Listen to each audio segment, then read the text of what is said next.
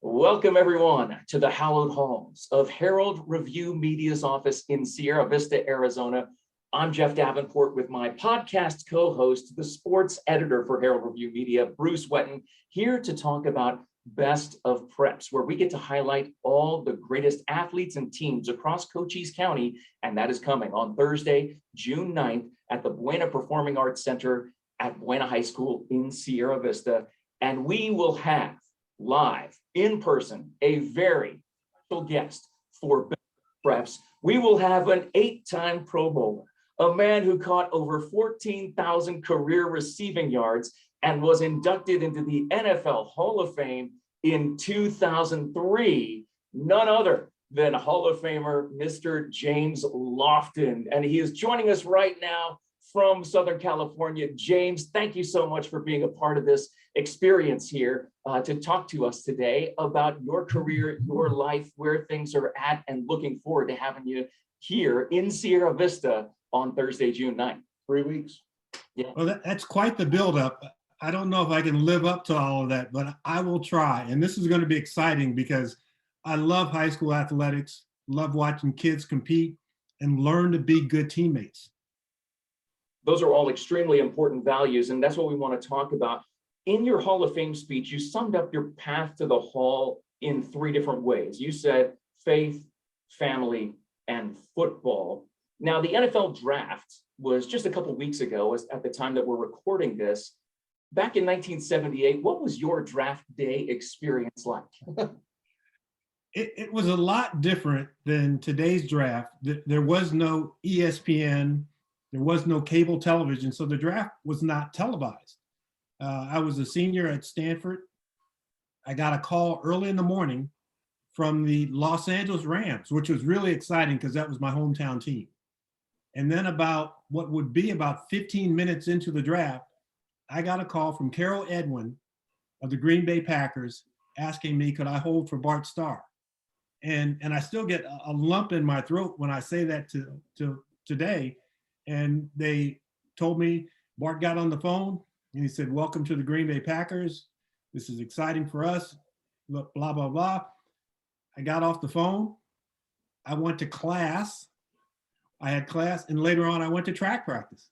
And there was no special suit, no celebration, none of that. It was another day. And through the course of the day, some of the other players on the Stanford team were also getting calls about being drafted. We had 4 players drafted in the NFL draft that year. So it was kind of just a trickling in of the information and no big rush or flow or anything like that. And then the next day, a reporter from Green Bay had flown out to Palo Alto, interviewed me for a quick 5-minute interview. And that was really the draft day experience for me in 1978. Amazing. And knowing that you had a handful of other athletes there at Stanford getting drafted as well, getting those phone calls, were you able to talk to them about that at your track practice, or were they also track athletes as well, or how did that work? Well, one of the great things that year, my senior year, Bill Walsh of the San Francisco 49ers had come into Stanford. It was his very first head coaching job. He had been an assistant with the Cincinnati Bengals and the San Diego Chargers. And he came in and he actually rounded us up. And I still have the picture on my wall. It's me, Guy Benjamin, who went to the Miami Dolphins, Gordon King, who was an offensive lineman, who went to the New York Giants, and Bill Keller, who was a wide receiver also, was drafted by the Kansas City Chiefs. And that picture is on my wall in our living room. Oh, that's amazing. We were just talking before the taping today about your time with Walsh at Stanford. What was that like for you, playing for another Hall of Fame legend? It was phenomenal. And you mentioned Hall of Famers, and my athletic career is laced with Hall of Famers. And I'm going to start with the very first one, who's actually Peyton Jordan, who's in the track and field Hall of Fame, great sprinter at USC, but he was also the head coach of the 1968 Olympic team, the most decorated, the most record-setting track team ever. So that's my first Hall of Fame kind of experience. And then Jack Christensen, who was the head coach at Stanford when I first got there, was a Hall of Famer with the Detroit Lions. They had a great defensive backfield. Then you mentioned Bill Walsh. You fast forward a little bit, you mentioned Art Shell, Mike Shanahan, who's not in yet, Tom Flores of the Raiders, Marv Levy, and then in Green Bay with Bart Starr and Forrest Gregg. So if those were Super Bowl rings, I'd be really impressive.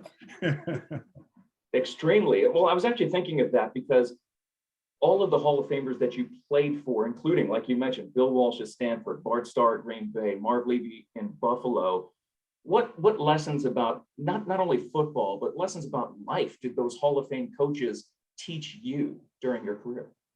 I think there are so many, and at different moments, there are some that kind of jump out at you. And I think one of the ones that is really important to me is perseverance and sticking to something and finishing it out. Because think about some of these high school athletes. They might start playing soccer or team sports when they're about 5 or 6 years old, and they get a hot day and they want to quit. All they want is a popsicle or some Gatorade. And that perseverance to come and show up the next week is almost kind of on the parents a little bit. So it's teamwork and that perseverance within the family that helps these youngsters become great athletes. Well, you played in two of the coldest cities in the NFL. What was that experience like for you?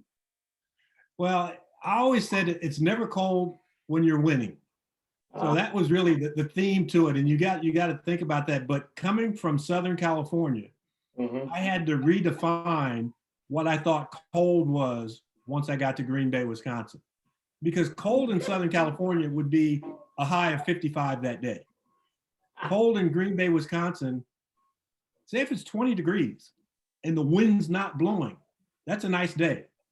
Once you get that wind chill factor in, then it becomes a little different story. So those days were tough in Green Bay and Buffalo, but we won a lot of those cold weather games.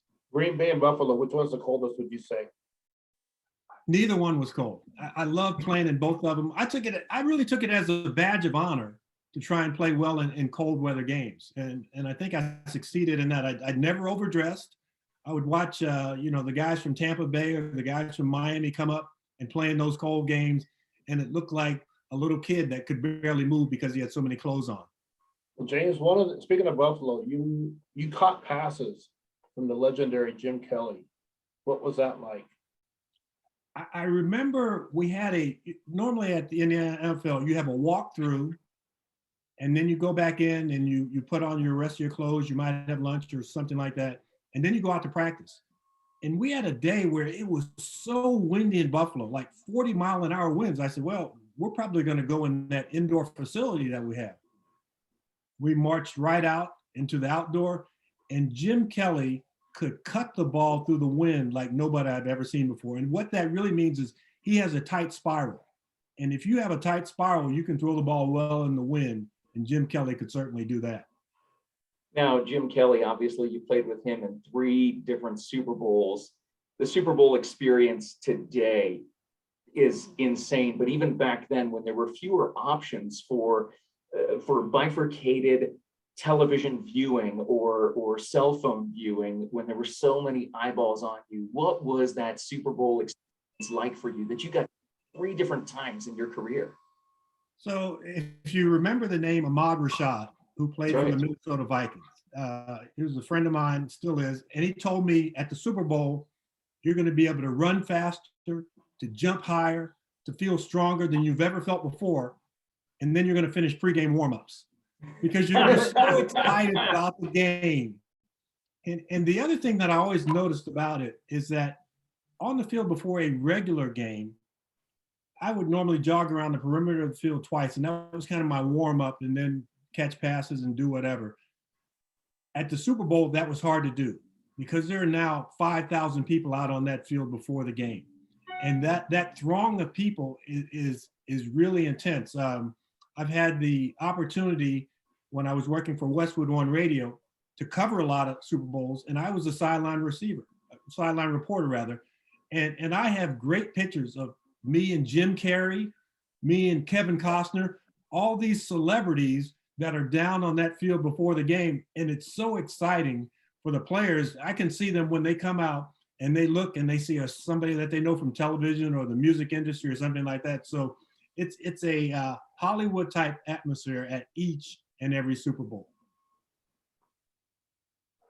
Okay, well, it's funny, we're talking with James Lofton, by the way, NFL Hall of Fame will be our special guest. Best of Preps brought to you by the Herald Review Media on Thursday, June 9th. James, you talk about being a broadcaster, and I am a 7-year Arizona Cardinals season ticket holder. So driving home after the games for several of those years, I got to listen to you and Kevin Kugler, all the Westwood One broadcast of Sunday Night Football every single week. As you have made the transition from player to coach to broadcaster, you've seen the NFL through all those different lenses. In what ways can you say that the NFL has changed for the better? And then possibly what ways has the NFL changed for the worse through your point of view? It's funny, Jerry Jones, the owner of the Dallas Cowboys, was just quoted as really saying that there's really no bad publicity in the NFL. And I know there are instances that there are things that bad that happen that he's not really talking about, but he's talking about eyes on the NFL. And it is 365 days out of the year for the NFL fan. There is the season. And once that season is over, another season starts of free agency and speculation. And then you get into the draft.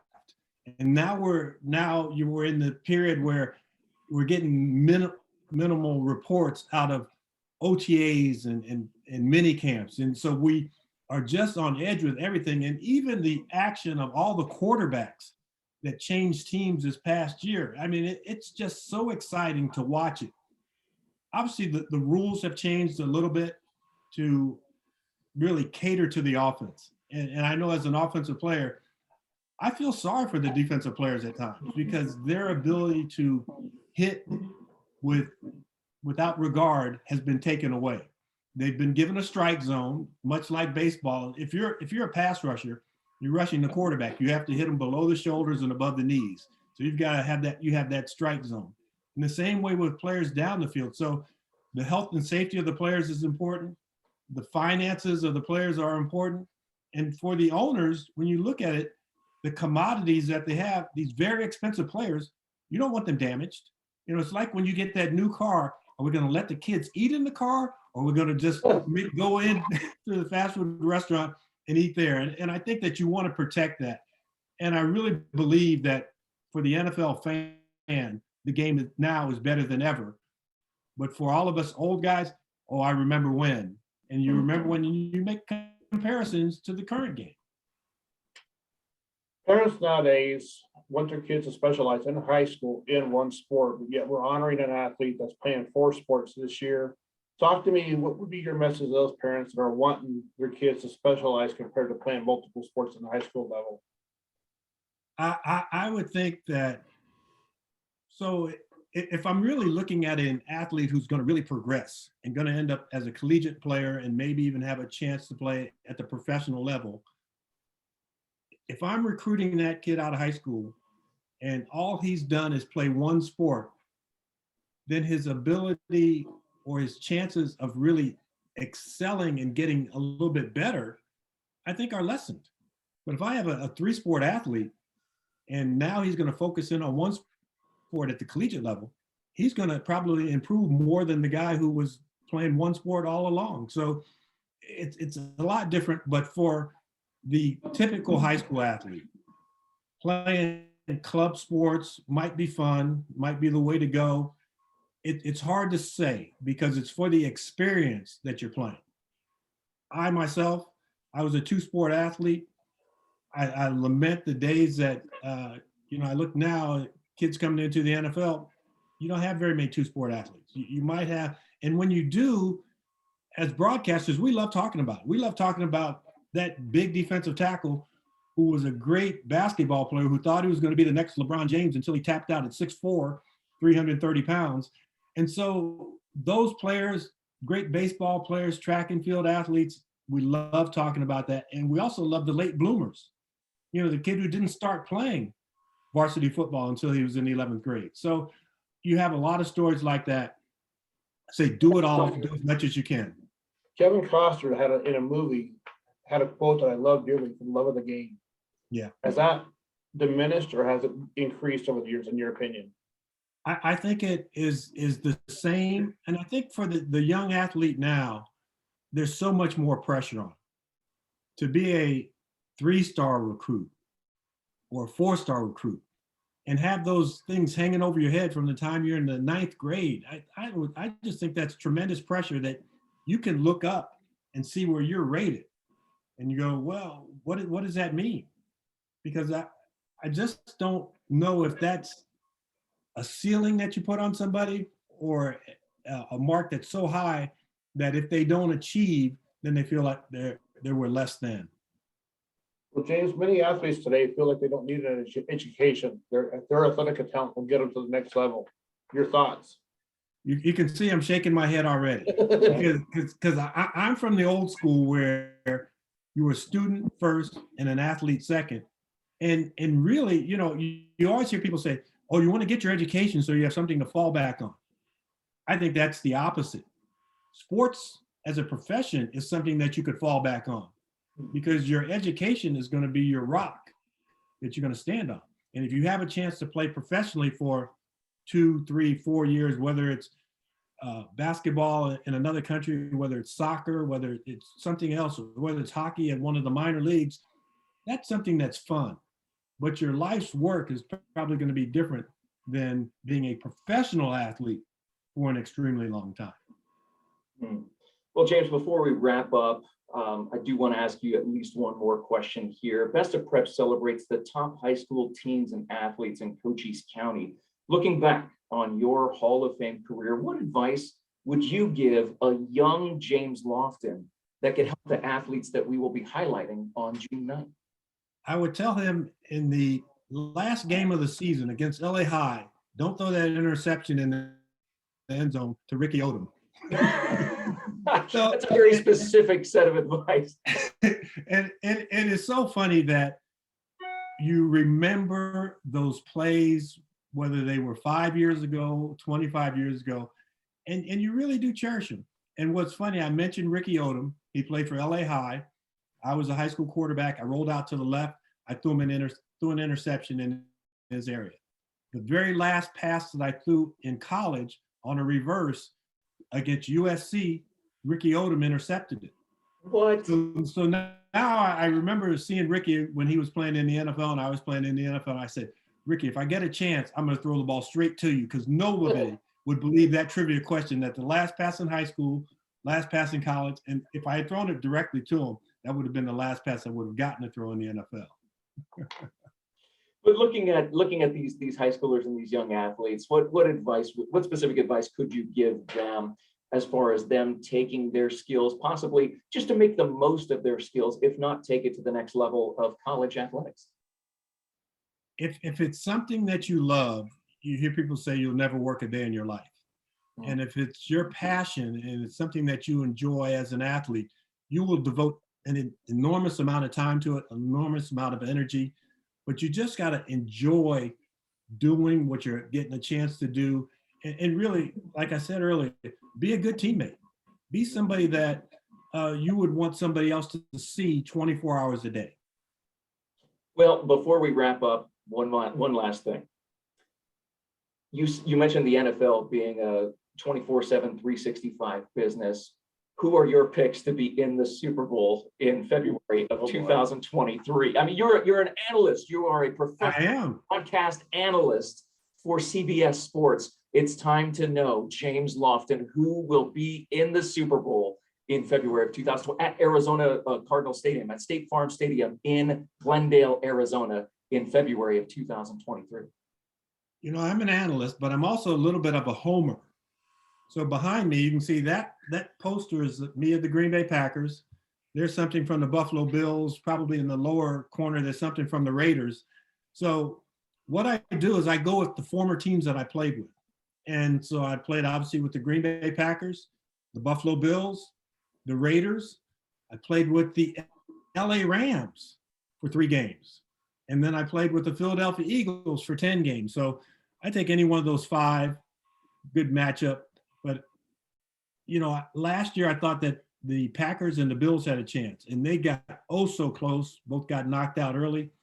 It is really early to start doing that. That's why I'm tap dancing and standing here on the fence. Um, and it's hard to beat the champion. So the Rams enter the season as a champion, and the Buffalo Bills look like they had an awfully good offseason. That would be a terrific matchup.